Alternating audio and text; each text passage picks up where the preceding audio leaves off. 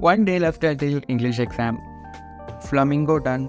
Vistasum done. We have made the important point notes. Also reading സെക്ഷനും ഏകദേശം എല്ലാ formats എല്ലാം പഠിച്ചിട്ടുണ്ട്. But that does not mean ഇന്ന് നോക്കുകയാണെങ്കിൽ പോലും ഇംഗ്ലീഷ് 2-3 ദിവസം അല്ലെങ്കിൽ തലേ ദിവസം ഇരുന്ന് നോക്കിയിട്ട് പോലും നല്ല മാർക്ക് വാങ്ങൽ ഇമ്പോസിബിൾ അല്ല. സോ ഇപ്പോഴും യു ഹാവ് ടൈം. എൻ്റെ വീഡിയോ കണ്ടിട്ട് പലരും പറയാറുണ്ട് പഠിക്കാൻ ഇൻസ്പയർ ആവാറുണ്ടെന്ന്. എനിക്ക് തോന്നുന്നത് ഇങ്ങനെ തന്നെയാണ്. അവസാനത്തെ ദിവസം ചിലപ്പോൾ ഇരുന്നാൽ തന്നെ നിങ്ങൾക്ക് വെരി ഹൈ സ്കോർ ചെയ്യാനുള്ള ചാൻസ് ഉണ്ട്. ഒരുപാട് ദിവസം ഇരുന്ന് പഠിക്കണമെന്നില്ല. ചിലപ്പോൾ ഒരുപാട് മുന്നേ പഠിക്കാൻ തുടങ്ങിയാൽ റിവിഷൻ കുറവായത് കാരണം അത് മറന്നു പോകാനുള്ള ചാൻസ് ഉണ്ട്. സോ തലേ ദിവസം പഠിക്കുന്നതിലും അതിൻ്റെ പോസിറ്റീവ്സ് ഉണ്ട്.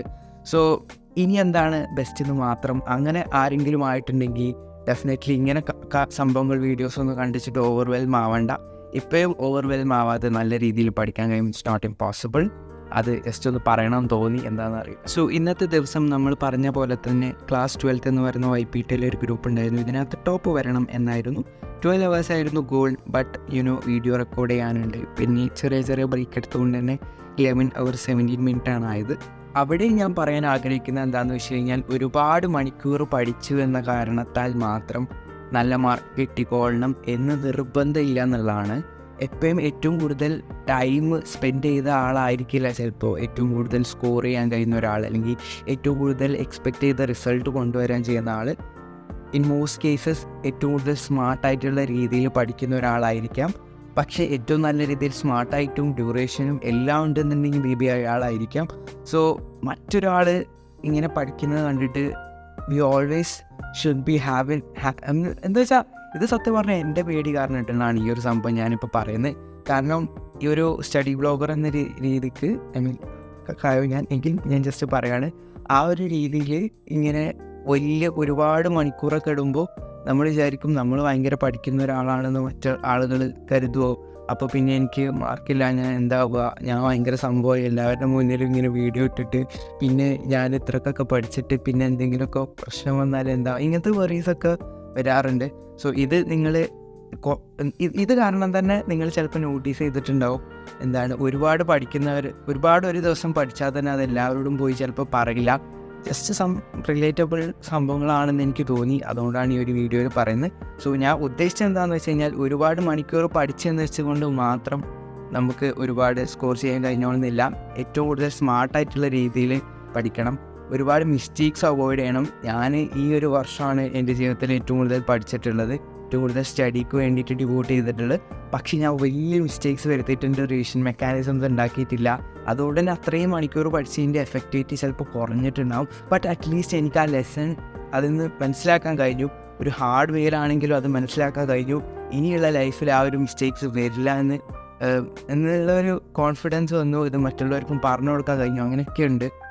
ഓക്കെ, ഞാൻ പറഞ്ഞ പോലെ ഫ്ലമിംഗോ കഴിഞ്ഞു, വിസ്റ്റാസ് കഴിഞ്ഞു, റൈറ്റിംഗ് സെക്ഷൻ ഒരു പ്രാവശ്യം നോക്കിയിട്ടുണ്ട് ഏകദേശം. പിന്നെ കുറച്ച് പോയിൻറ്റ്സും അതുപോലെ തന്നെ റീഡിങ് സെക്ഷനിലും ചില പോയിൻറ്റ്സ് നോക്കിയിട്ടുണ്ട്. ഇനി ഞാൻ ചെയ്യാൻ ഉദ്ദേശിക്കുന്നത് എന്താണെന്ന് വെച്ച് കഴിഞ്ഞാൽ there is 1 day left until exam. Still ഞാൻ നേരത്തെ പറഞ്ഞല്ലോ, എനിക്ക് 1 day 2 days പഠിക്കാൻ തുടങ്ങുന്നവരൊക്കെ ചിലപ്പോൾ ഉണ്ടാവും. ഇതുവരെ കെമിസ്ട്രിയും മാത്സൊക്കെ പഠിക്കുന്ന ടൈമിൽ ഇംഗ്ലീഷ് ഒന്നുകൂടെയും സിമ്പിളാണ് കമ്പയർഡ് ടു ദാറ്റ് എന്ന രീതിയിൽ ഇപ്പോൾ പഠിച്ചാൽ മതി തോന്നുന്നവരുണ്ടാവും, അല്ലെങ്കിൽ വേറെ എന്തെങ്കിലും കാരണത്താൽ ഇങ്ങനെ അവരുണ്ടാവും. Still you can do it എന്ന് തന്നെയാണ് എനിക്ക് തോന്നുന്നത് ഇംഗ്ലീഷിൻ്റെ കേസിലൊക്കെ. സോ ഇപ്പോൾ നമ്മൾ ഈ ഒരു രീതിയിൽ എത്തിയിട്ടുണ്ട്. ഇനി നമ്മൾ പ്ലാൻ ചെയ്യുന്നത് എന്താണെന്ന് വെച്ച് കഴിഞ്ഞാൽ ഞാനൊരു റീഡിങ് കോംപ്രഹെൻഷൻ്റെ വീഡിയോ കാണായിരുന്നു. സോ ഇത് പാർട്ട് 2 ആണ്. ഇതൊന്ന് കംപ്ലീറ്റ് ആക്കണം. ഇത് കംപ്ലീറ്റ് ആക്കി കഴിഞ്ഞിട്ട് നമുക്ക് ഇമ്പോർട്ടൻറ്റ് ക്വസ്റ്റ്യൻസ് ഒന്ന് പഠിക്കണം. ഇമ്പോർട്ടൻറ്റ് ക്വസ്റ്റ്യൻസ് എല്ലാം കാണാതെ പഠിക്കണം.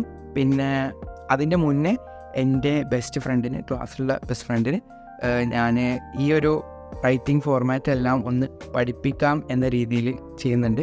കാരണം എന്താ വെച്ച് കഴിഞ്ഞാൽ അവർക്കും ഈ ഒരു ഞാൻ പഠിപ്പിച്ച് തരണമെന്ന് ആഗ്രഹമുണ്ട്. പിന്നെ നമ്മൾ ഏറ്റവും കൂടുതൽ പഠിക്കുന്നത് മറ്റൊരാൾക്ക് പഠിപ്പിച്ച് കൊടുക്കുമ്പോഴാണ്. സോ ആ ഒരു വീഡിയോ കോൾ പോലെ ഞാൻ ചെയ്യണം. ഞാൻ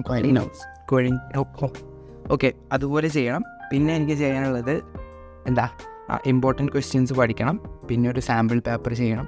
പിന്നെ എനിക്കും ഫോർമാറ്റ്സ് എല്ലാം നല്ല രീതിയിൽ പഠിക്കണം. സോ അതാണിപ്പോൾ മനസ്സിലുള്ളത്. പിന്നെ ഒബ്വിയസ്ലി CBSEയുടെ സാമ്പിൾ പേപ്പർ ചെയ്യണം. ഇന്നത്തെ കമൻറ്റ്സ് നമ്മൾ നോക്കുകയാണെങ്കിൽ മിസ്റ്റർ ഫാദിൽ പറഞ്ഞിട്ടുണ്ട് കീപ് ഗോയിങ് എന്ന്. ഇവർ തന്നെ ഇതിൻ്റെ മുന്നേ ഒരു ദിവസം കമൻറ്റ് ചെയ്തതും അതുപോലെ തന്നെ മെയിൽ അയച്ചതെല്ലാം എനിക്ക് ഓർമ്മയുണ്ട്.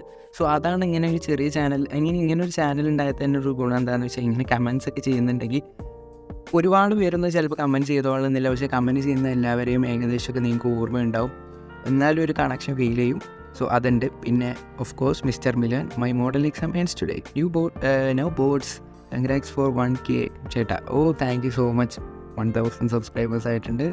വിത്ത് ഓൾ യുവർ സപ്പോർട്ട് തന്നെയാണ് അതെല്ലാം. പിന്നെ bro flamingo finished working on vistas and notice, got motivated to study from your vlog. ഇങ്ങനെയൊക്കെ പറയുമ്പോൾ ഭയങ്കരമായിട്ടുള്ള സന്തോഷമാണ്. കാരണം നമുക്കെപ്പോഴും നിങ്ങൾക്ക് അറിയില്ല, എനിക്ക് ഭയങ്കര ഒരു ഇൻസെക്യൂരിറ്റി ഉണ്ടായിരുന്നു.